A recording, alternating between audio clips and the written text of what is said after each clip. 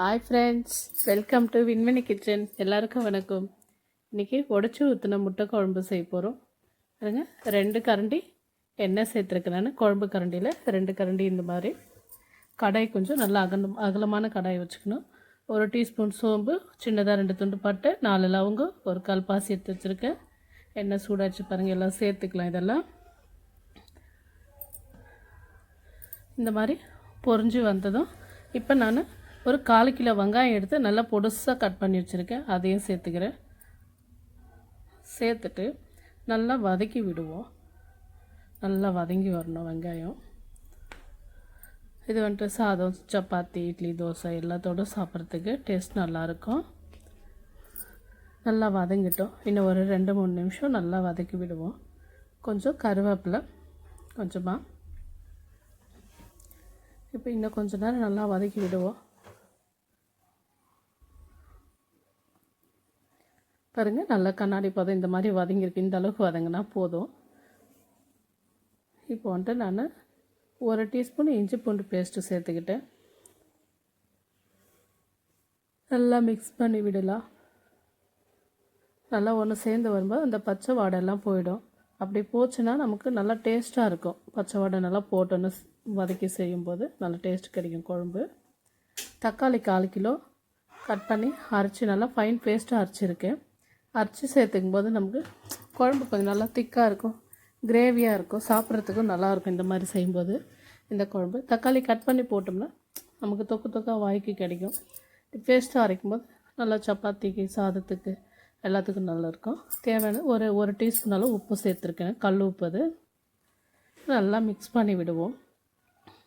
உப்பு சேர்த்துட்டோம்னா நல்லா சீக்கிரம் வதங்கிடும். பாருங்கள், இந்த மாதிரி எண்ணெய் பிரிஞ்சு வர அளவுக்கு வதக்கணும்.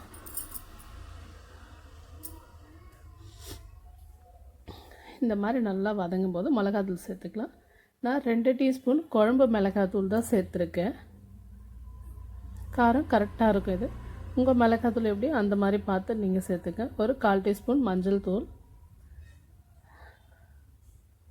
நல்லா இந்த மாதிரி மிக்ஸ் பண்ணி விடலாம். ஒரு 2-3 நிமிஷம் நல்லா வதங்கட்டும். பாருங்கள், நல்லா எண்ணெய் இந்த மாதிரி பிரிஞ்சு வருது. எண்ணெய் பிரிஞ்சு வர அளவுக்கு வதக்கணும்னா எந்த குழம்புமே நமக்கு டேஸ்ட்டாக இருக்கும். அதனால தான் நான் எப்போவுமே எந்த குழம்பு செஞ்சாலுமே இந்த மாதிரி எண்ணெய் பிரிஞ்சு வர அளவுக்கு தான் வதக்கி விடுவேன் நான்.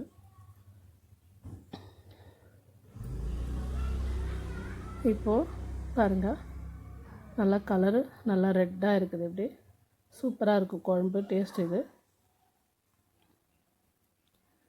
நான் 1 டம்ளர் சின்ன காஃபி டம்ளர் தண்ணி தான் சேர்த்துருக்கேன். உங்களுக்கு தேவைன்னா இன்னும் தண்ணி அதிகமாக கூட சேர்த்துக்கலாம். இதுவே வந்துட்டு ஒரு 4 பேர் சாப்பிட்ற அளவுக்கு இருக்கும்.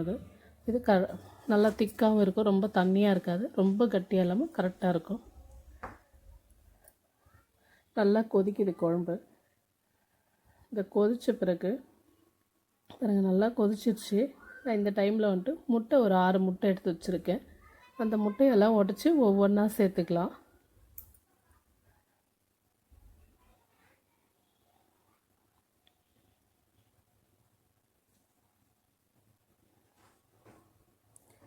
பாருங்க, நல்லா உடச்சி அசாத அப்படியே முழுசாக விழுற மாதிரி ஊற்றி விடுவோம்.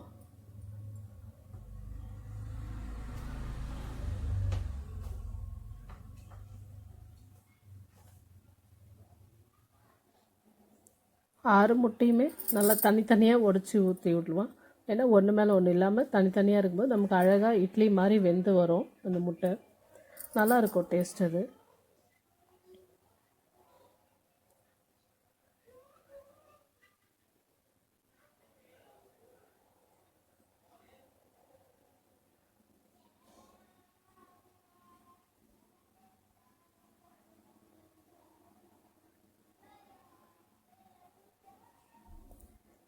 6 முட்டையும் உடச்சி ஊற்றிட்டு அழகாக கேஸ் ஸ்லோ பண்ணிவிட்டு ஒரு 2-3 நிமிஷத்துக்கு கேஸ் ஸ்லோ பண்ணிவிட்டு எல்லா முட்டையும் உடச்சி ஊற்றின பிறகு ரொம்ப ஒரு தட்டு போட்டு மூடி வச்சுருவோம்.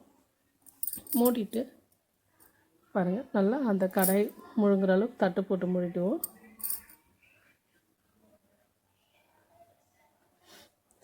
பாருங்கள், நமக்கு ஒரு 50% இது வெந்திருக்கும் இந்த முட்டை. இந்த மாதிரி அழகாக கரண்டியில் நிதானமாக திருப்பி விடுவோம். ஏன்னா ரொம்ப கேஸ் ஃபுல்லாக ஆனில் வச்சிட்டோம்னாலும் கீழே அடி பிடிச்சிரும் அந்த குழம்பு. அதனால தான் கேஸ் ஸ்லோ பண்ணணும்னு சொன்னேன். இந்த மாதிரி நிதானமாக ஒவ்வொன்றா திருப்பி விட்டுக்கலாம். இன்னும் கூட 2 நிமிஷம் வந்திருக்கலாம், நான் இருந்தாலும் திருப்பிட்டு அதுக்குள்ளே இன்னும் ஒரு 5 நிமிஷம் இதே மாதிரி திரும்ப தட்டு போட்டு மூடிட்டு பாருங்கள், கேஸ் ஸ்லோ பண்ணிவிட்டேன். மூடிட்டு இன்னும் ஒரு 6லேருந்து 7 நிமிஷம் நல்லா கொதிக்கிட்டோம். பாருங்கள், நல்லா எண்ணெய் பிரிஞ்சு வந்துடுச்சு, நல்லா குழம்பு கொதிச்சு ரெடி ஆகிடுச்சு. இப்போ தேவைன்னா கொத்தமல்லி சேர்த்து குழம்ப ஆஃப் பண்ணிக்கலாம். பாருங்கள், இந்த மாதிரி உங்களுக்கு வெந்ததா இல்லையான்னு டவுட்டாக இருந்ததுன்னா ஒரு ஸ்பூன் வச்சு கூட நம்ம குத்தி பார்க்கலாம். எனக்கு தெரியுது கரெக்டாக வெந்திருக்குதுன்னு, ஒரு வேளை உங்களுக்கு தெரியலன்னா அந்த மாதிரி கூட பண்ணலாம். இப்போ சாதத்தோடு போட்டிங்கன்னு நான் சாப்பிட போகிறேன். பாருங்கள், எவ்வளோ அழகாக முட்டை நமக்கு அந்த கச்சக்கச்சான்னு இல்லாமல் அழகாக வெந்து வந்திருக்கு. ஃப்ரெண்ட்ஸ், வீடியோ பிடிச்சிருந்தால் லைக் பண்ணுங்கள், ஷேர் பண்ணுங்கள், சப்ஸ்கிரைப் பண்ணுங்கள்.